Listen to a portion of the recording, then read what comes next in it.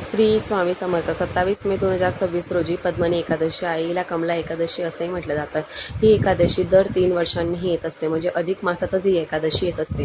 म्हणून तुम्ही या अधिक मासातील या पद्मनी एकादशीचं औचित्य साधून कोणती सेवा करायची ते मी तुम्हाला आज सांगणार आहे. तर 26 मे 2026 या दिवशी सकाळी पहाटे 5:01 ही एकादशी सुरू होत आहे आणि 27 मे सकाळी 6:10 ही एकादशी संपत आहे. तर उदय तिथीनुसार तुम्ही 27 मे रोजी उपवास करायचा आहे आणि त्याच दिवशी तुम्ही याचं जे काही सेवा आहे ती त्या दिवशीच करायची आहे. एकादशीच्या रात्री म्हणजे कोणत्या 2 गोष्टी करायच्या ते मी तुम्हाला सांगणार आहे. या एकादशीचं औचित्य साधून ही प्रखर सेवा करायची आहे.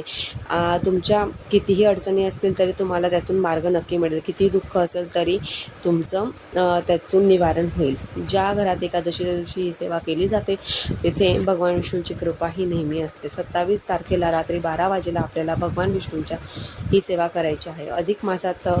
अधिक मास हा भगवान विष्णूंना समर्पित आहे हे तुम्हाला सगळ्यांना तर माहितीच आहे. तर काही सेवा या काही शुद्ध दिनी सुरू करायला हव्यात. तर या एकादशीच्या दिवशी तुम्ही रात्री 12 वाजेला 12 वेळा विष्णू सहस्रनामाचं पठण करायचं आहे. तर तुमच्या सगळ्या अडचणी नक्की दूर होतील.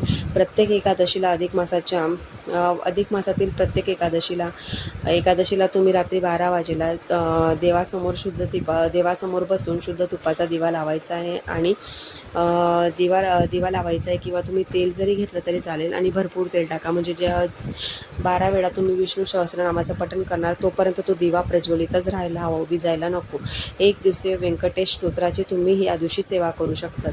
संस्कृत मध्ये करा किंवा प्राकृतमध्ये करा. 1 वेळा प्राकृतमध्ये करायचं आहे आणि 20 वेळा संस्कृतमध्ये करायचे. म्हणजे तुम्हाला असं 21 वेळा व्यंकटेश स्तोत्राचं पठण करायचं आहे. याची फलश्रुती तर तुम्हा सगळ्यांना माहितीच असेल. महाराजांसमोर किंवा भगवान विष्णूसमोर दीप प्रज्वलित करून आणि आसनावरच बसायचं आहे. कुठलीही पूजा करताना, कुठल्याही पारायणाचं पठण करताना आसन बसायला घ्यायचं आहे, मगच सुरुवात करायची आहे. 21 वेळा व्यंकटेश स्तोत्राचं पठण करायचं आणि 1 वेळा विष्णू सहस्रनामाचं पठण करायचं. रात्री 12 वाजेला विष्णूंच्या सेवेला खूप महत्त्व दिलं जातं. तसेच ओम नमो भगवते वासुदेवाय पुरुषोत्तमाय नमः या मंत्राचा 11 वेळा किंवा 1 माळ जप करायचा आहे. तुम्हाला वाचता येत नसेल तर तुम्ही मोबाईलवर लावून जरी विष्णू सहस्रनाम ऐकलं तरीही चालेल. गुरु कधी कुणाचं वाईट करत नाही. आपल्या मनात जर कधी चांगली भावना असेल तर आपल्या पाठीशी नेहमी आपले देव असतात. म्हणून तुम्ही कोणत्याही प्रकारचा विचार न करता आपली ही सेवा नक्की करायची आहे. तर याचे नियम तुम्हाला माहितीच आहेत. ज्या पद्धतीने आपण कुठलंही पारायण करताना नियम पाळतो त्याच पद्धतीने हे वाचतानाही तुम्ही नियम पाळायचे आहे. म्हणजे ब्रह्मचर्याचं पालन करायचं, परान्न खायचं नाही, कुणाविषयी वाईट बोलायचं नाही. अशा पद्धतीने तुम्ही ही सेवा करू शकतात. अजून अशा माहितीसाठी व्हिडिओला लाईक करा, शेअर करा आणि चॅनलला नवीन असाल तर सबस्क्राईब नक्की करा. श्री स्वामी समर्थ.